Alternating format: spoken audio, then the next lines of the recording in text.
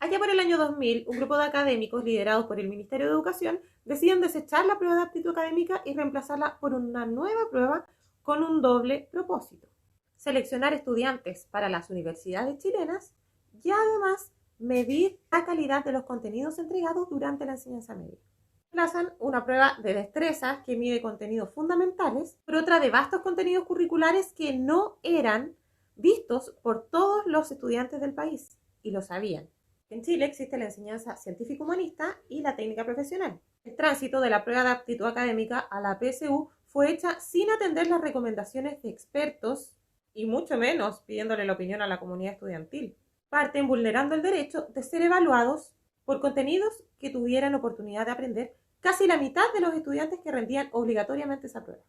¿Quieres saber por qué pasa todo esto? La evidencia indica que la PSU surge como respuesta a una reforma educacional financiada por el Banco Mundial allá por el año 2000, que fue la primera gran reforma a la educación desde la vuelta a la democracia.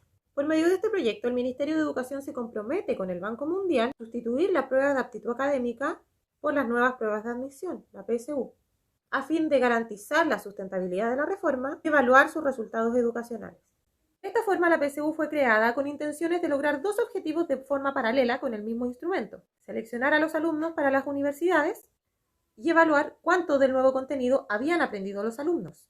Este doble propósito que inspiró el cambio de pruebas quedó plasmado en documentos del Banco Mundial, del Ministerio de Educación y en actas del CRUCH. Si bien matar dos pájaros de un tiro parece una buena idea, en un país con alta desigualdad en el acceso a educación de calidad, no son pocos los alumnos que pueden no haber aprendido los contenidos curriculares. Y no por falta de capacidad o falta de voluntad para aprender, sino porque los contenidos nunca les fueron enseñados, como es en el caso de la enseñanza media técnica profesional.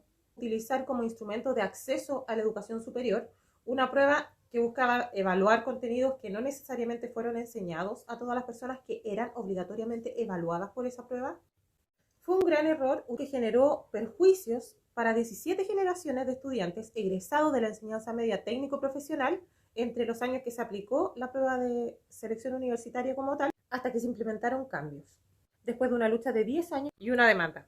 En el año 2012 realicé una denuncia a la Comisión Interamericana de Derechos Humanos en contra del Estado de Chile por permitir todavía la vulneración a esos estudiantes egresados de la enseñanza media técnico profesional, que se nos imponía la PSU como único mecanismo para entrar a la educación superior, en el que los estudiantes eran altamente perjudicados, las brechas eran enormes, se sabía el problema y aún así no se tomaban medidas. El CRUCH fue el principal responsable y el principal impedimento para que los cambios fueran implementados. Fue con la ayuda de muy poquitas personas que logramos hasta hace poco un acuerdo en el que se reconoce el daño causado y se acuerda tomar medidas reparatorias para estas 17 generaciones de estudiantes.